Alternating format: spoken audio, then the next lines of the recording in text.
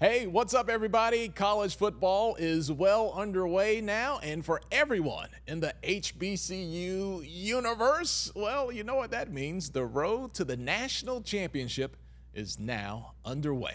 What's up, gang? It's Tolly Carr here in Atlanta. Everyone from the MEAC and the SWAC, they are still contenders for a berth in the Celebration Bowl, the game that unofficially but widely declares our champion. And we're all about inclusiveness, though, here at HBCU Game Day, so we cannot forget that an outstanding season from Hampton, North Carolina A&T, and Tennessee State could bring absolute chaos into that conversation at the end of the year. All right, one of the big preseason contenders in the SWAC was Alabama State, picked to win the SWAC East behind transfer quarterback Andrew Body, but after one game, Body is out for the year with a shoulder injury. Our SWAC insider, Charles Bishop, believes that will take the SWAC East back down a familiar road. I tell you what, it changes the dynamic of the SWAC race, I think now. I think if you're a Jackson State fan or a FAMU fan, you circle October 19th and you put another circle around it now when FAMU heads to Jackson State, because I think the path to the SWAC championship definitely hinges on that game, man. Two circles, Chuck said. In the West, Texas Southern already has a conference win, beating rival Prairie View A&M in the Labor Day Classic. Now, one game does not define a season, but Texas Southern Nation, they would love to get a title outside of basketball. We have goals here. We have three main goals trying to accomplish to make us have a great season. One of those goals we accomplished was beating Prairie View. They're the champions of the West. We knew it was going to be a tough game. We were in their house. So we were just lucky to come out with a win. 1-0, looking good. In the MEAC, North Carolina Central also 1-0, and Trey Oliver believes his team is ready to make it back to the Celebration Bowl. But he knows that what you do early in the MEAC can't help you down the stretch when it's closing time. Right, Trey? So we were battle tested. We had one bad game, and that knocked us out the race. But that's what it is, that going in, you got to go undefeated in conference, bottom line.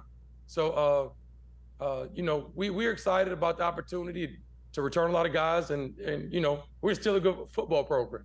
I know we got some doubters out there now that we lost the game, but we'll be back. And that's the bottom line, because Trey Oliver said so. Hampton goes into week 2 against a tough Division II team in Virginia Union. They put up a lot of points in the opening weekend against Kentucky State.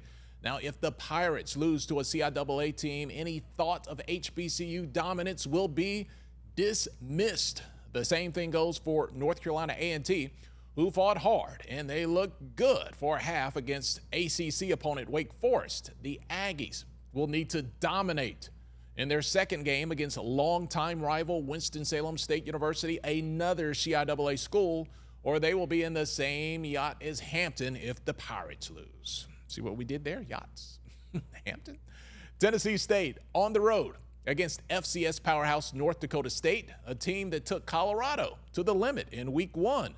Tigers aren't expected to win, but if they look good, if they win, it could be the shine that Eddie George needs on his Nashville program. But Eddie, it's going to be a tough one. The quarterback is probably the best player that we've seen since we've been here.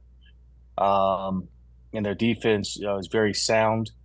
Up front, their defensive line is the heart and soul of their defense, very strong and talented and deep unit.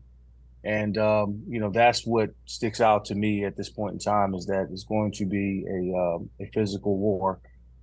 A war. But when it comes down to an HBCU National Championship, you have to beat the man to be the man. And the man right now is still Florida A&M. The defending Celebration Bowl champions. Tall task in week 2 against the University of Miami, but they'll get paid.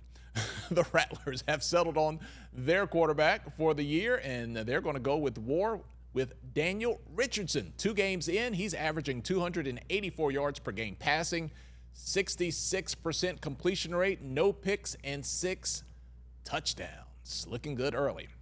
For all of this weekend's matchups and final scores, you want to check out our scoreboard on the new and improved HBCUGameday.com. You see it right here. Brand new website. It is blazing fast. Enjoy the games this weekend as the march continues. the road rolls on to an HBCU National Championship. We'll see you next week.